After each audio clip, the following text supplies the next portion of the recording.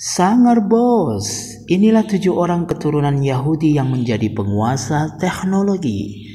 Assalamualaikum warahmatullahi wabarakatuh. Selamat pagi sahabat Intesa. Pagi ini kita akan bercerita tentang pentolan orang Yahudi sebagai penguasa teknologi dunia. Ya, memang tidak dipungkiri Yahudi adalah salah satu ras manusia yang memiliki kelebihan dengan kecerdasan serta kepintarannya. Tak pelak mereka menjadi penguasa dunia khususnya di bidang teknologi dan sains. Bukan hanya memiliki nilai positif, namun juga sisi yang tidak positif dengan kehebatan serta berkembangnya teknologi. Berikut ini kami rangkumkan dari berbagai sumber 7 pentolan orang Yahudi sebagai penguasa teknologi dunia versi Intesa Studio. Namun sebelum lanjut, mari kita kembangkan channel ini dengan like serta subscribe. Tentunya dengan like dan subscribe, Anda akan mendapatkan notifikasi pertama tentang update berita, info, serta kabar terbaru dengan berbagai informasi unik dari Intesa Studio. Biasakan menonton ini sampai habis, biar tidak gagal paham ya, sahabat Intesa. 1. Albert Einstein. Siapa tak kenal dengan pentolan Yahudi yang legendaris ini? Bapak ahli di bidang fisikawan dunia yang telah banyak melahirkan banyak penemuan. Einstein sendiri telah menerbitkan lebih dari 300 karya ilmiah terbaik dunia serta 150 tulisan karya non-ilmiah. Albert Einstein lahir pada 14 Maret 1879 di kota Ulm, Jerman. Sejak usia dini, Einstein terpesona oleh matematika, sains, dan musik. Meski pada akhirnya dia akan mengungkapkan cara kerja alam semesta. Einstein awalnya berjuang sebagai seorang murid, gagal ujian, dan sempat terlibat konflik dengan pemerintah. Annus Mirabilis atau Tahun Ajaib dalam bahasa Latin. Pada tahun 1905, Albert Einstein bekerja sebagai juru tulis di kantor Patent di Bern, Swiss. Pria yang saat itu berusia 26 tahun tersebut baru saja menyerahkan tesis doktoralnya ke Universitas Zurich. Einstein bekerja keras menulis 4 makalah dalam 1 tahun. Penelitiannya inilah yang pada akhirnya mengubah dunia sains dunia. Temuan Einstein antara lain meletakkan dasar fisika kuantum, memperkenalkan teori relativitas khusus, dan menentukan dasar ilmiah energi nuklir saat itu. Itulah alasan kenapa tahun 1905 sering disebut sebagai Annus Mirabilis atau Tahun Ajaib dalam bahasa Latin. Pada tahun 1919, saat bekerja sebagai profesor fisika teoritis di Universitas Berlin, Einstein berteori bahwa gerhana matahari akan memberi kesempatan untuk mengobservasi efek gravitasi pada cahaya. Ketika laporan prediksinya terbukti benar, pengetahuan itu tidak hanya mengejutkan seluruh komunitas ilmiah, tetapi seluruh dunia. Teori baru alam semesta, gagasan Newtonian digulingkan, tulis berita utama di London Times. Bertahun-tahun setelah tahun keajaiban Einstein, penemuannya yang luar biasa mulai menjadi pengetahuan umum. Fisikawan ini terkenal dalam sekejap dan menghabiskan beberapa tahun berikutnya bepergian, melakukan ceramah, dan menghadiri penghargaan. Dia juga menjadi pendiri Universitas Ibrani di Yerusalem pada tahun 1921 dan memenangkan hadiah Nobel pada tahun yang sama. Albert Einstein adalah seorang pasifis atau orang yang perlawanan terhadap perang atau kekerasan sebagai saran untuk menyelesaikan pertikaian dan Yahudi yang belak-belakan. Alhasil, ketika Hitler berkuasa di tampuk kekuasaan Jerman, dia membuat keputusan untuk pindah ke Amerika Serikat. Dia menerima posisi di Institute for Advanced Study di Princeton New Jersey. Fisikawan itu kemudian tidak akan pernah menginjakkan kaki di negara kelahirannya lagi. Einstein dan era atom. Sebulan sebelum Perang Dunia II, Einstein dan koleganya Leo Szilard menulis banyak surat kepada Presiden Amerika Serikat Franklin D. Roosevelt. Dia menyuarakan peringatan bahwa Jerman sedang mengembangkan bom jenis baru yang sangat kuat.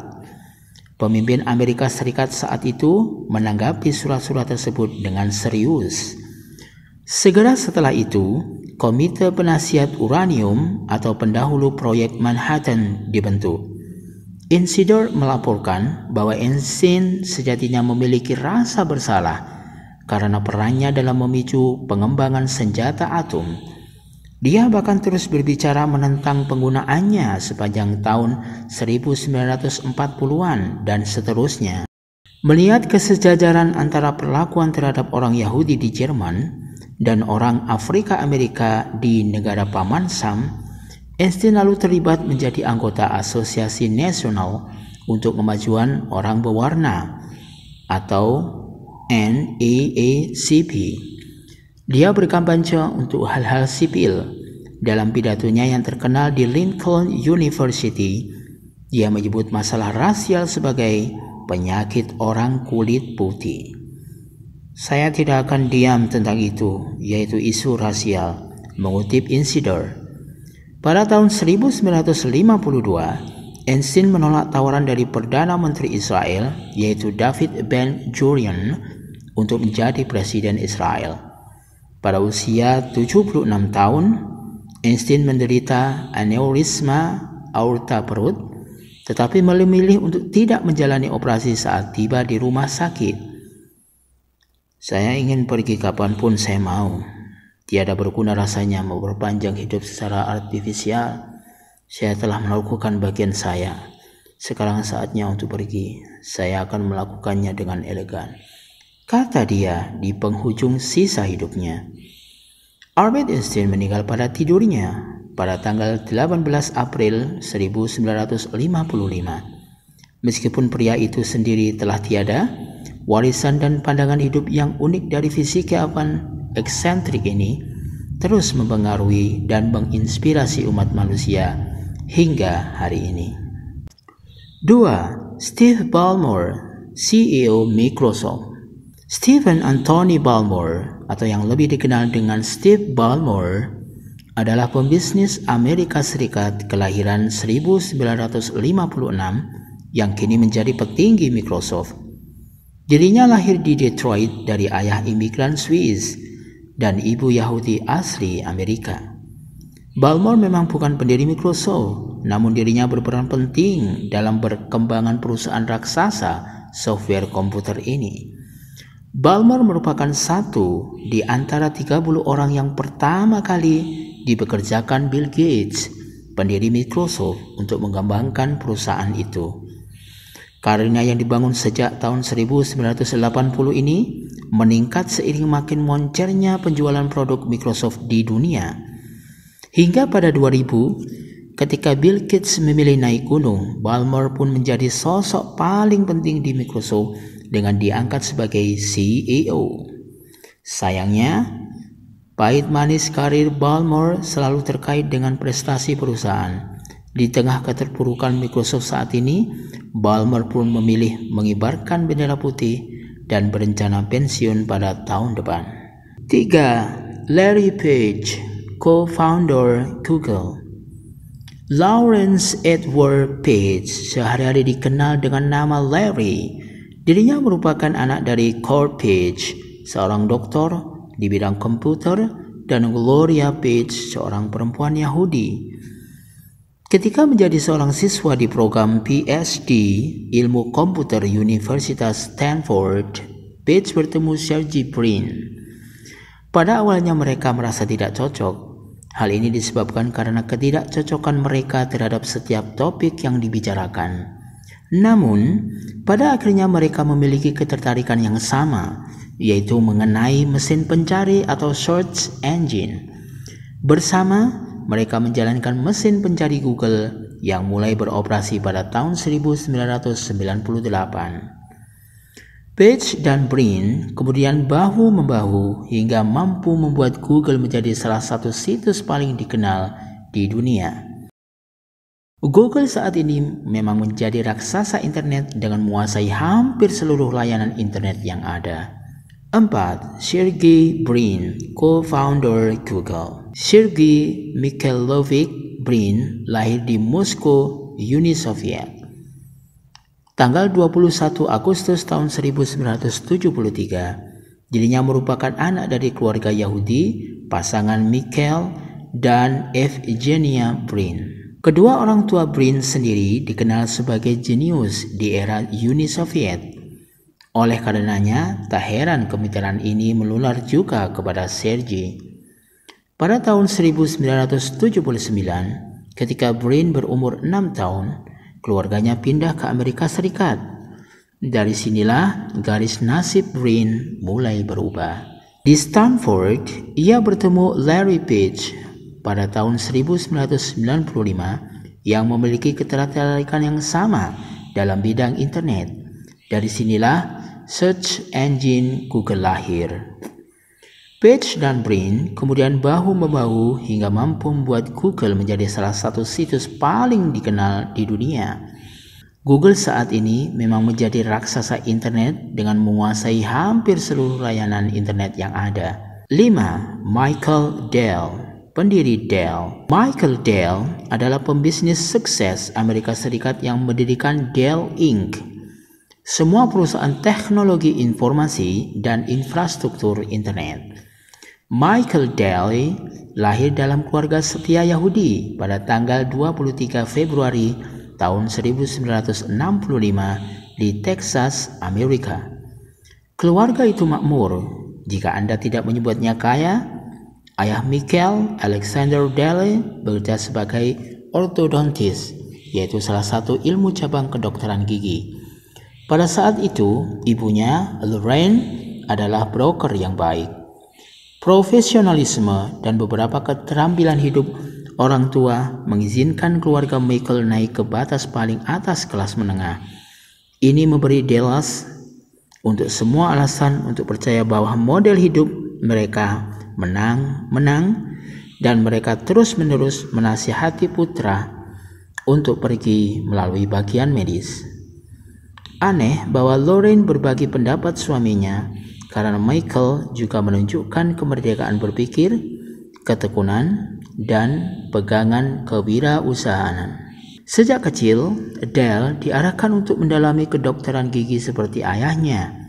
Namun demikian, Dell ternyata menaruh minat lebih besar pada dunia gadget dan teknologi yang membuatnya melepas studi kedokteran di University of Texas yang telah dilakoni selama 1 tahun. Pada tahun 1984, Dell mendaftarkan bisnisnya dengan nama PCs Limited. Di tahun yang sama, Dell telah menghasilkan $6 juta dari penjualan PC-nya. Bisnis Dell terus berkembang hingga pada tahun 1992, Dell menjadi CEO termuda pada usia 27 tahun, mendapati perusahaannya termasuk dalam deretan 500 perusahaan paling sukses versi majalah Fortune. 6. Lawrence Ellison, co-founder Oracle. Lawrence Joseph Larry Ellison lahir pada tanggal 17 Agustus tahun 1944, adalah pendiri sekaligus bos Oracle, perusahaan software besar. Dirinya merupakan anak dari keluarga gado-gado. Ayahnya berdarah Itali dan merupakan anggota Angkatan Udara Amerika Serikat, sementara ibunya merupakan keturunan Yahudi. Namun, Larry sendiri dibesarkan oleh paman dan bibinya dengan tradisi Yahudi yang kental. Pada tahun 1979, dirinya mendirikan sebuah perusahaan software bernama Software Development Laboratories yang kemudian berganti nama menjadi Relational Software Inc. dan Oracle System Corporation secara berturut-turut. Awalnya, perusahaan ini berfokus pada penyediaan basis data bagi perusahaan dan institusi besar. Pengalamannya berkutat dengan membangun database CIA membuatnya sangat fasih dengan dunia ini. Secara perlahan namun pasti, Oracle pun menjadi salah satu penyedia software jaringan dan database terkuat di dunia hingga kini. 7. Mark Zuckerberg, co-founder Facebook. Nama satu ini mungkin sudah tidak asing lagi. Mark Elliott Zuckerberg adalah filantropis muda yang melejit namanya akibat jejaring sosial Facebook. Diketahui Zuckerberg merupakan keturunan Yahudi, meskipun kini dirinya menyatakan tidak menganut satu agama apapun, alias ateis. Lahir dari pasangan bernama Karen, psikiater, dan Edward Zuckerberg, dokter gigi, Zuck dan 3 saudaranya dididik dengan ajaran Yahudi yang kental. Namun, pada usia 13 tahun, usia balik menurut Yahudi, dirinya menyatakan ateis. Saat kuliah di Harvard, Zuck membuat sebuah program bernama Face Mask, sebuah program iseng-iseng yang membuat para mahasiswa Harvard dapat memberikan suara untuk foto mahasiswa lain berdasarkan kemenarikan foto tersebut. Ini merupakan ide awal Facebook sebelum kemudian disempurnakan menjadi jejaring sosial. Pada tahun-tahun berikutnya, Facebook ternyata makin terkenal hingga penggunaannya tak hanya orang dalam Harvard saja. Hingga kini, pengguna Facebook pun tersebar di hampir seluruh dunia. Sahabat Indesa, itulah sepotong kisah tentang 7 orang keturunan Yahudi yang menjadi penguasa teknologi. Lalu apa pendapat Anda tentang orang-orang tersebut? Silakan tulis di kolom komentar ya. Dan sampai jumpa di ulasan video menarik lainnya tentang orang Yahudi ini. Assalamualaikum warahmatullahi wabarakatuh.